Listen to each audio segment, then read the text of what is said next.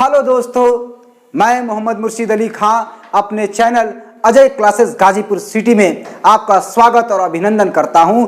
और ये आपके बेहतरीन मोहब्बत और बेपनाह मोहब्बत का मैं शुक्रगुजार हूं कि जो आप लोग मेरे इस चैनल को अच्छी तरह से देखते हैं और आप देखकर मुझे रिस्पांस देते हैं।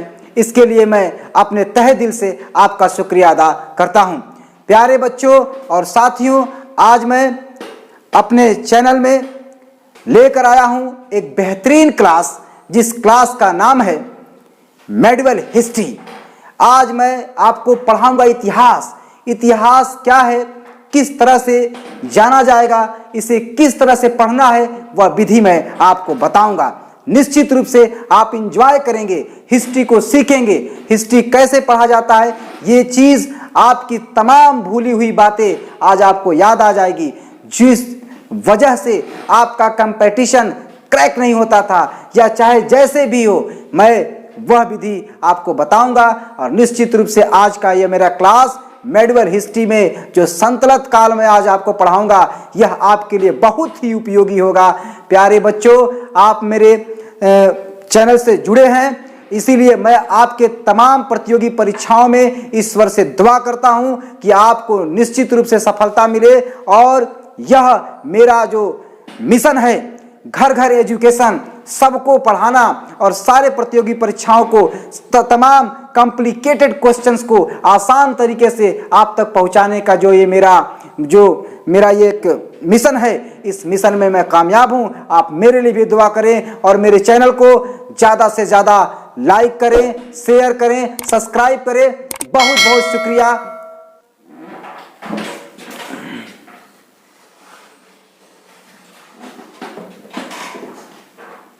तो आप देख रहे हैं आपके इस बोर्ड पे आज का एक बेहतरीन चैप्टर, बेहतरीन क्लास जो मेडिवल हिस्ट्री का एक हिस्सा है,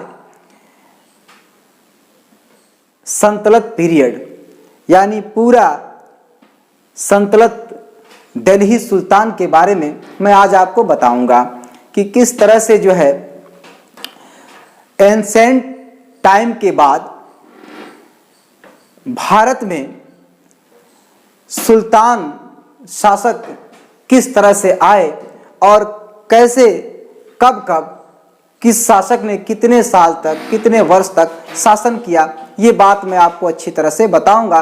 और किस शासक ने क्या क्या बनाया।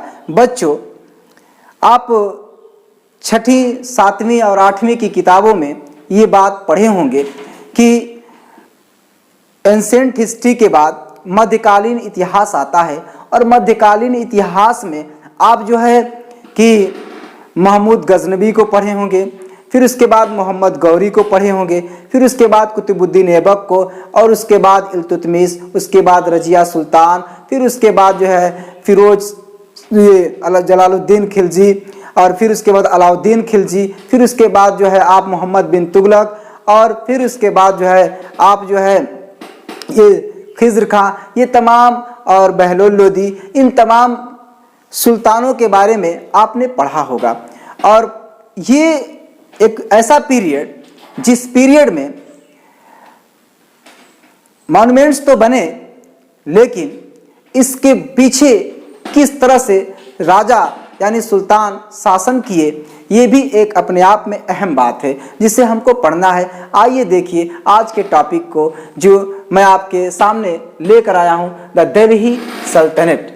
आप देखिए यहाँ लिखा हुआ है द दिल्ली सल्तनत। ये सल्तनत पीरियड जो है, यानी ये पीरियड का मतलब एक काल, एक वर्ष जो 1206 से शुरू होता है और 1526 में खत्म होता है। अब आप अच्छी तरह से अगर इतिहास पढ़े होंगे और आप अपनी कंपटीशन की बुक में भी पढ़े होंगे, तो आपको ये मालूम हो गया होगा कि 1206 में, यानी शहाबुद्दीन मोहम्मद गौरी के बाद उसका गुलाम कुतुबुद्दीन ऐबक जो है, वह ये स्लेव डायनेस्टी में, यानी गुलाम वंश में, स्लेव डायनेस्टी का मतलब इंग्लिश वर्ड है ये, स्लेव डायनेस्टी का मतलब वंश, जो गद्दी पर बैठता है। यानी वो उस वक्त जो है लाहौर कुतुबुद्दीन ऐबक की जो कैपिटल थी वो लाहौर थी। यानी चूंकि हमारा भारत जो है बहुत दूर तक था, विशाल था, और इस अखंड भारत की परिकल्पना में, यानी इस दृष्टिगत अखंड भारत में किस तरह से हमारे यहाँ शासक बदलते गए और 1857 की क्रांति होते होते फिर उसके बाद जो है हम 1947 तक आए और आज एक संपूर्ण भारत का जो है पूरा हिस्सा कट कट के अलग अलग देश बना और ठीक उस देश में एक बेहतरीन भारत का निर्माण हुआ, जो आज हम एक लोकतांत्रिक देश में रह रहे हैं, जिसमें शासक नहीं बल्कि जनता जो है अपने अपने बटन दबाकर जो है शासन का नया सिस्टम आया। लोकतांत्रिक व्यवस्था में अब हम लोग जी रहे हैं। अब ये नहीं है कि कोई शासक जो है आपके ऊपर कोई 200 कोड़े बरसा देगा या आपके ऊपर संगमारी कर देगा या आपको शहर बदर कर देगा, ये इस तरह का अब आपको देखने को नहीं मिलेगा।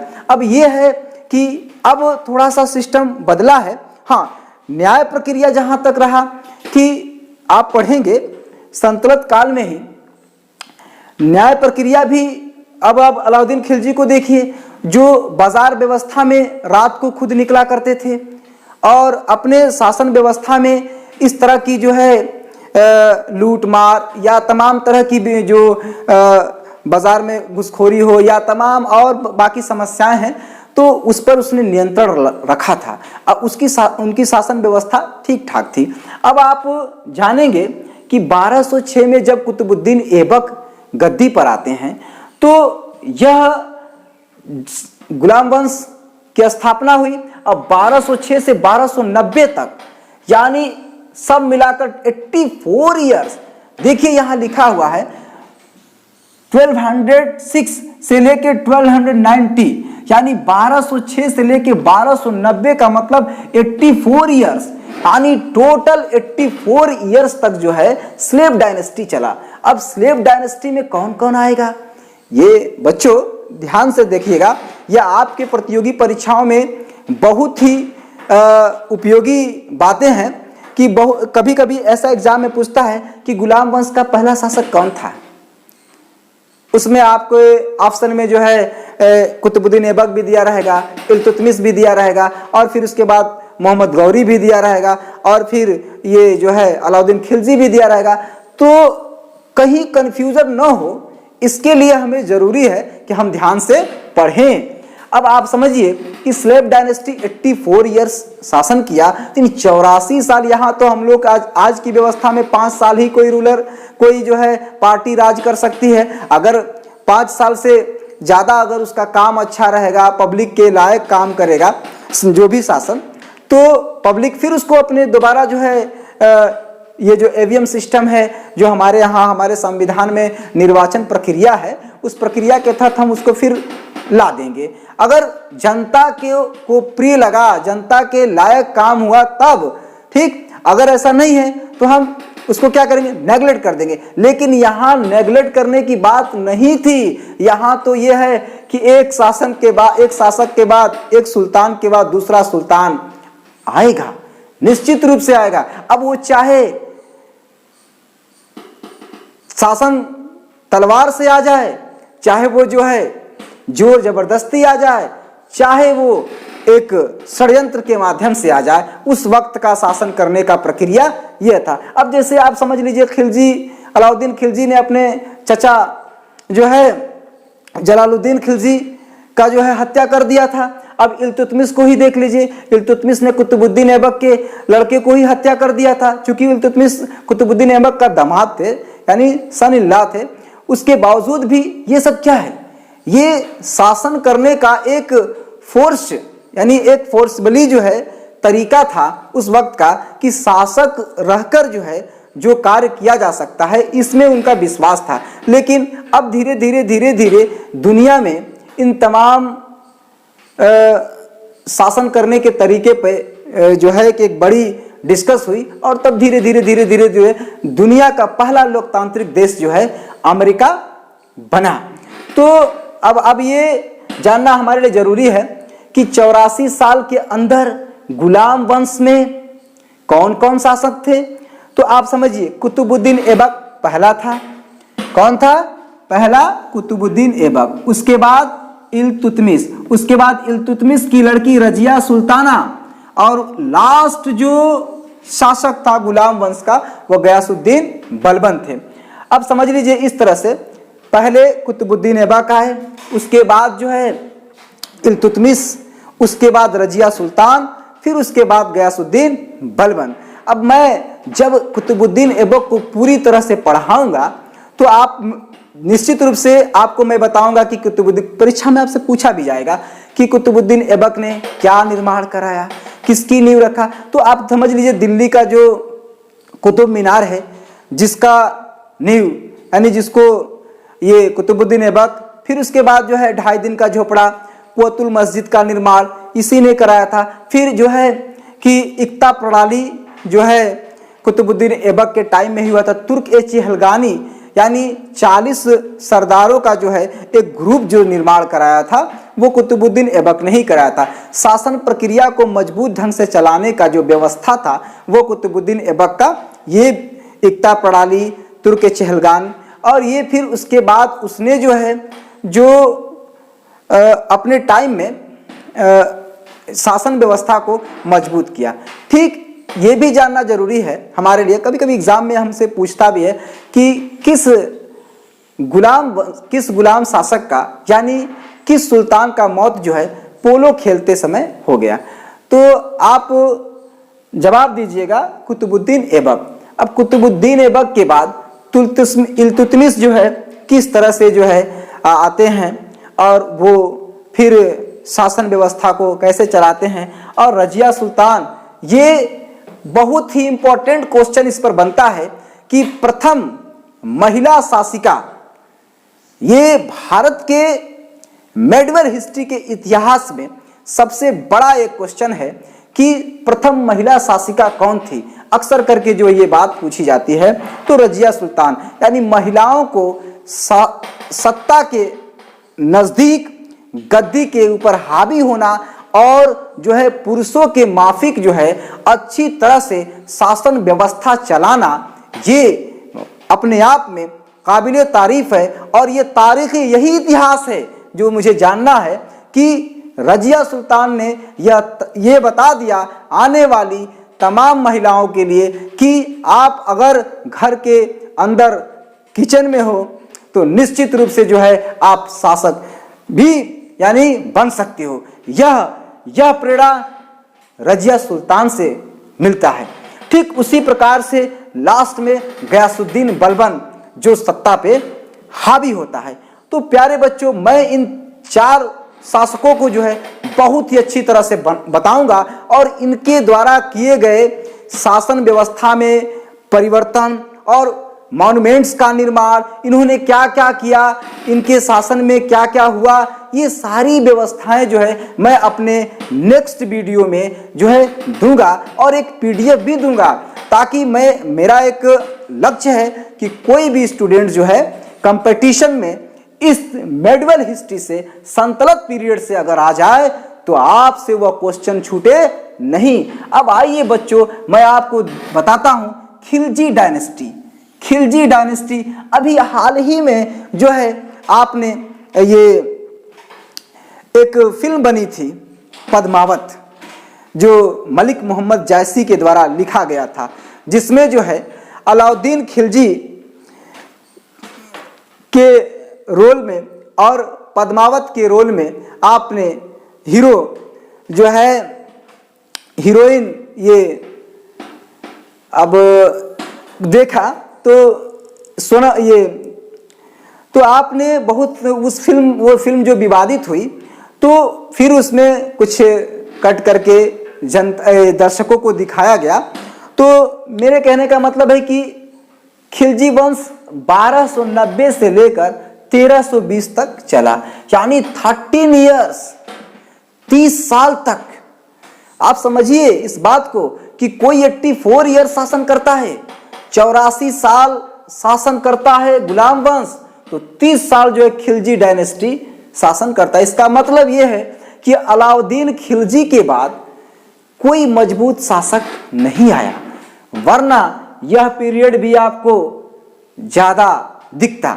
लेकिन इतिहास में, मेडिवल हिस्ट्री में ये जानिए कि सुल्तान सल्तनत पीरियड में स्मॉलेस्ट डायनेस्टी है ये, सबसे छोटा वंश जिसने बहुत ही कम वर्ष तक जो है शासन किया। यानी केवल 30 साल तक शासन करने वाला अगर कोई वंश था तो वो है खिलजी डायनेस्टी। मेडिवल हिस्ट्री में, मैं ये नहीं कहता क्या और है, लेकिन मैं मेडिवल हिस्ट्री की बात कर रहा हूं। अब आप समझिए तुगलक डायनेस्टी।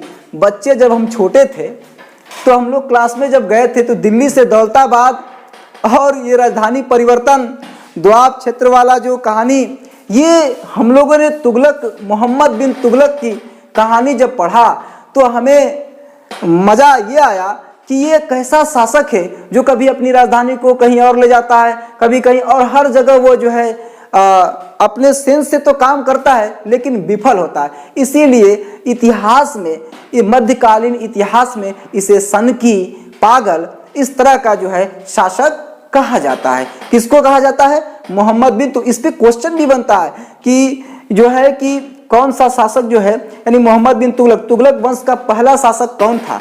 तो आप बच्चों मिस मत करिएगा और निश्चित रूप से आप इनका नाम याद कर लीजिए। इनका नाम है मोहम्मद बिन तुगलक। अब ये जानिए कि तुगलक वंश जो है 1320 से लेके 1404, यानी 94 years, largest dynasty, fast 94 years, मतलब ये हुआ 94 साल शासन किया तुगलक वंश के शासकों ने, सुल्तानों ने। अब समझिए स्लैब डायनेस्टी के बाद, अरे स्लैब डायनेस्टी से पहले, यानी स्लैब डायनेस्टी तो पहले आई, तुगलक वंश से गुलाम वंश पहले, लेकिन उन्हें 84 ईयर्स शासन किया। और खिलजी डायनेस्टी ने जो है 13 ईयर्स शासन किया, लेकिन तुगलक वंश ने तो कमाल कर दिया, 94 ईयर्स, और जिसमें यह एक विवादित शासक भी था। तो आप समझिए बच्चों कि इसके बाद ये आपसे क्वेश्चन पूछ सकता है परीक्षा में कि सबसे ज्यादा शासन करने वाला कौन सा वंश था? तो निश्चित रूप से आपका जवाब आएगा तुगलक डायनेस्टी, यानी तुगलक वंश।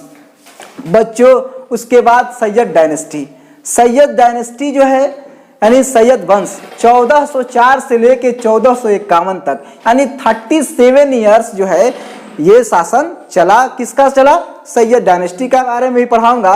सैयद डायनेस्टी के जो फाउंडर थे खिज्र खां थे, जिन्होंने सैयद वंश का स्थापना किया था। और उसके बाद ये लास्ट डायनेस्टी जो है मेडिवल हिस्ट्री में सुल्तानों का जो है, ये 5वां वंश जो है वो लोधी डायनेस्टी है। लोधी डायनेस्टी जो 1451 से शुरू होता है और 1526 तक चलता है, यानी 75 ईयर्स तक जो है चलता है क्या? लोधी वंश। अब बच्चों समझ लीजिए, आपको पक्का ये मालूम हो गया होगा कि टोटल, यानी इन सभी ईयर्स को अगर जोड़ दिया जाए तो 320 ईयर्स 320 साल तक जो है सल्तनत काल के शासकों ने, सुल्तानों ने भारत पे, यानी अखंड भारत पे राज किया। समझिए इस तरह से कि, और फिर आप समझिए कि 1526 में लोधी वंश का जो शासक इब्राहिम लोधी जो सत्ता में रहता है, और 1526 में पानीपत का प्रथम युद्ध होता है।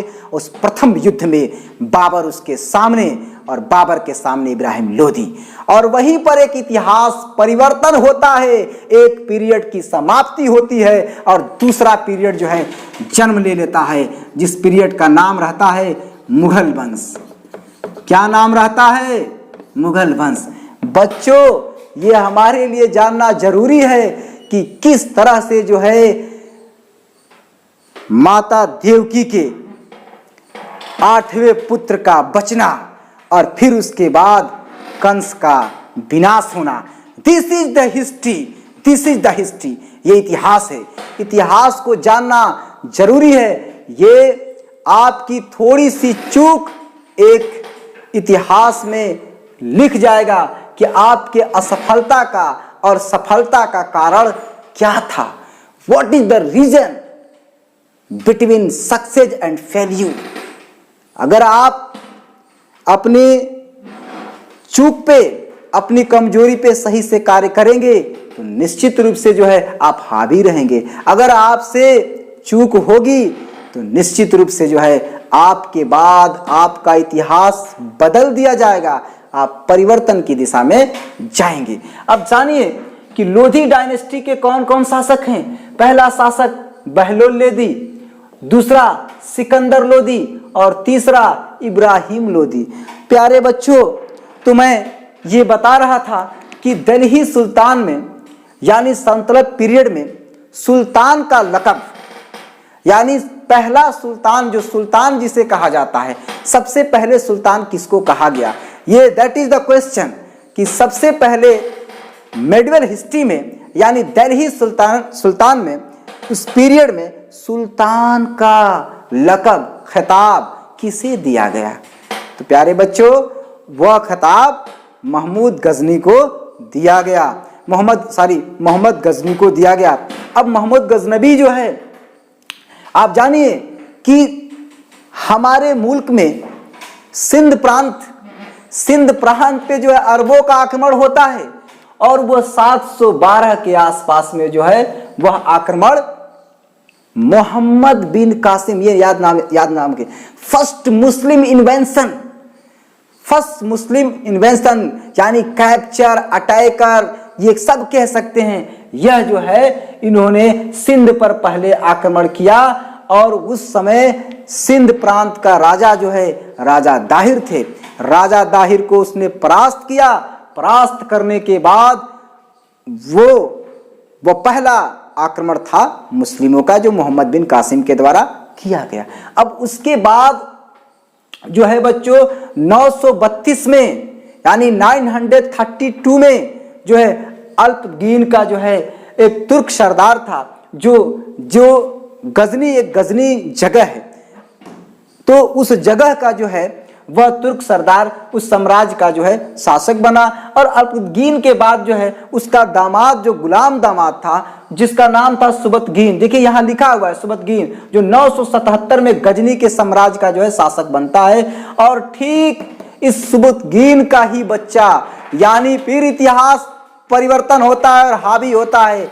जानिए, हर काल में एक शरीफ तो एक बदमाश, एक नेक तो एक जो है बद, इस तरह के ख्याल के राजा आपको जो है इतिहास में जो चंद्रगुप्त मौर्य मिलेंगे तो आपको जो है अकबर भी मिलेंगे। आपको अगर जो है अशोक मिलेंगे तो आपको जो है ये और तमाम तरह के राजा मिलेंगे देखने के लिए। राजाओं को पढ़ने का, इस इतिहास को पढ़ने से हमें क्या मिलता है। अब आपसे ये मेरा बच्चों, आपसे ये सवाल नहीं है बल्कि एक सुझाव मैं मांगना चाहता हूं कि इसको पढ़ने से आपको मिलता क्या है। प्यारे बच्चों, इतिहास को पढ़ने से हमें समस्याओं से लड़ना और फिर उसके बाद शासन व्यवस्था को समझना और फिर उसके बाद जिंदगी को सही ढंग से चलाने का एक तरीका देता है इतिहास। ये नहीं कि इतिहास हमें कुछ नहीं देता, हम ये पत्थरों को देखकर क्या करेंगे, हम ताजमहल को देखकर क्या करेंगे, हम उस लाल किला को देखकर क्या करेंगे। ये मत सोचो, ये सोचो कि उस ताजमहल को बनाने में कितनी नक्काशी की गई, किस तरह से उसका निर्माण हुआ, किस तरह से उसका भौगोलिक परिदृश्य बनाया गया, और रेड फोर्ट को, कुतुब मीनार को, ताकि वो एफिल टावर है या वो जो है दुनिया का तमाम जो चीन की दीवार है, इन सभी चीजों को देखने से आपको ये पता चलता है कि हौसला कितना मजबूत होना चाहिए, जिसके वजह से आज आधुनिक दौर है। आज हम आधुनिक दौर में जी रहे हैं और ये इस तरह की सहूलियत उस वक्त नहीं था। उस वक्त जो है लोग अपने मैन पावर पे विश्वास रखते थे। तो बच्चों, महमूद गजनवी जो है, जो 17 बार भारत पे आक्रमण किया था, जो 1025 में सौराष्ट्र में सोमनाथ का मंदिर, आज इतिहास के पन्ने में यह दर्ज है कि गजनी ने सौराष्ट्र के मंदिर पे हमला बोला, आक्रमण किया, उसे लूटा। एक्चुअली बात यह थी कि उसने इस मंदिर को ही लूटने की प्रोसेस क्यों बनाया। सवाल यह था कि गजनी का जो साम्राज्य, जो गजनी साम्राज्य था, वहां पे आर्थिक जो है तंगी थी। वो उस तरह से जो है जखीरा वहां नहीं था, उस तरह का आर्थिक मतलब जो है वहां पर हरा भरा नहीं था, हरापन नहीं था। तो उसमें उसने सोचा कि मैं अगर, जैसे पहले डाकू कारवां को लूटते थे, डाकू कारवां को क्यों लूटते थे? वो खजाना लूटते थे। अब उसमें जो है जितना खजाना मिलता था उस खजाने को जो है अपने में तकसीम कर लेते थे और फिर उससे अपने शौक को पूरा करते थे। तो उसी तरह से ये आक्रमणकारी महमूद गजनी ने जो भारत पे के मंदिरों पे आक्रमण किया और राजाओं पे आक्रमण किया, इसके पीछे वजह यह था कि वह अकूत धन, जो अब जैसे सोमनाथ मंदिर पे ही जब उसने आक्रमण किया 20 लाख दिनार उसने लूटा था। तो जाट शासकों ने भी कुछ राजाओं ने जो आक्रमण करके कुछ उसमें से धन ले लिया था बहरहाल, और वो सब धन जो है लूट कर वो गजनी चला गया था। ये नहीं था कि उसने उस धन को लूट कर भारत में उसका निर्माण किया, नहीं। हाँ, चूंकि सवाल ये था कि वो अपने साम्राज्य में गजनी चला गया। और फिर ये जानेंगे कि 1030 में, यानी 1030 में महमूद गजनी की मौत होती है, यानी वह उसका स्वर्गवास हो जाता है। फिर इतिहास पलट जाता है। क्या होता है? इतिहास पलट जाता है और ठीक वहां पर जो है शहाबुद्दीन मोहम्मद गौरी जो है शासक बनते हैं। अब बच्चों एक बात और मैं आपको बताता चलूं कि शहाबुद्दीन मोहम्मद गौरी के बाद उन्हीं का गुलाम, यानी जो है कुतुबुद्दीन ऐबक, जो गद्दी पर बैठते ही गुलाम वंश की स्थापना करता है। बच्चों एक और बात जानना जरूरी है हमें, जो आपके परीक्षा में अक्सर पूछा जाता है कि पृथ्वीराज चौहान और मोहम्मद गौरी के बीच में जो है युद्ध होता है, तराइन का प्रथम युद्ध 1191 में जो है तराइन का पहला युद्ध होता है मोहम्मद गौरी और पृथ्वीराज चौहान के बीच में, जिसमें पृथ्वीराज चौहान जो है विजय रहते हैं, यानी उनको जो है सफलता प्राप्त होती है। लेकिन ठीक 1192 ईस्वी में फिर एक बार तराइन का यह द्वितीय युद्ध, अक्सर करके परीक्षाओं में पूछता है कि तराइन का प्रथम युद्ध कब हुआ था, तराइन का द्वितीय युद्ध कब हुआ था। छोटे छोटे बच्चे उछलते कूदते हुए तुरंत बताते हैं कि सर मैं बताऊंगा कि 1191 में प्रथम और 1192 में द्वितीय, जिसमें मोहम्मद गौरी और पृथ्वीराज चौहान के बीच मुकाबला आमने सामने हुआ उसी मैदान में, और फिर जो है जिसमें पृथ्वीराज चौहान हारे और मोहम्मद गौरी की विजय हुई। तो बच्चों अब ये जानना जरूरी है हमारे लिए सुल्तान पीरियड में कि कितने शासक तुर्किस्तान से थे, यानी टर्की के थे, और कितने शासक जो है अफगानिस्तान के थे। तो बच्चों मैंने यहां लिख दिया है, यह भी कॉन्सेप्ट मैंने आप, all these dynasty from Turkey या टर्किस्तान, यानी 1 2 3 4, यानी slave dynasty, Khilji dynasty, Tughlaq dynasty, और फिर उसके बाद जो है सैयद डायनेस्टी, यानी गुलाम वंश, खिलजी वंश, तुगलक वंश और सैयद वंश। ये टर्की डायनेस्टी है, यानी तुर्किस्तान का वंश है। और ये आप जो देख रहे हैं लास्ट वाला लोधी डायनेस्टी, यह जो है अफगानिस्तान यानी अफगानी डायनेस्टी है। ठीक, तो अब मुझे यह बताना जरूरी था कि अब आपसे इसमें क्वेश्चन कैसे कैसे पूछ सकता है। खिलजी वंश कितने वर्ष तक चला? आपका राइट जवाब आना चाहिए 13 ईयर्स। पूछ सकता है गुलाम वंश का प्रथम शासक कौन था? तो आपका जवाब आना चाहिए कुतुबुद्दीन ऐबक। आपसे पूछ सकता है कि रजिया सुल्तान किसकी बेटी थी? आपसे पूछ सकता है। पुत्री थी, तो आपका जवाब आना चाहिए इल्तुतमिश का। पूछ सकता है कि इल्तुतमिश क्या था? इल्तुतमिश जो है गवर्नर था बदायूं का, और दूसरी बात है इल्तुतमिश जो है कुतुबुद्दीन ऐबक का दामाद भी था। और फिर उसके बाद ये पूछ सकता है आपसे कि गुलाम वंश का अंतिम शासक कौन था, तो आपका जवाब आना चाहिए गयासुद्दीन बलबल। तो प्यारे बच्चों, अब मैं उम्मीद करता हूं कि आपको मेरा यह प्रथम वीडियो जो है इतिहास में मेडिवल हिस्ट्री का संतलक पीरियड आपको निश्चित रूप से अच्छा लगा होगा। आप बहुत इंजॉय किए होंगे और आपके तमाम और उलझे हुए पहेली को, क्वेश्चंस को मैं सुलझाने के लिए इंतजार आपके को ज़्यादा नहीं करना पड़ेगा। जल्द ब जल्द मैं अगले वीडियो में आऊँगा। आपका बहुत बहुत शुक्रिया, धन्यवाद। और आप मेरे वीडियो को लाइक करें, शेयर करें, सब्सक्राइब करना ना भूलें। धन्यवाद, बहुत बहुत शुक्रिया।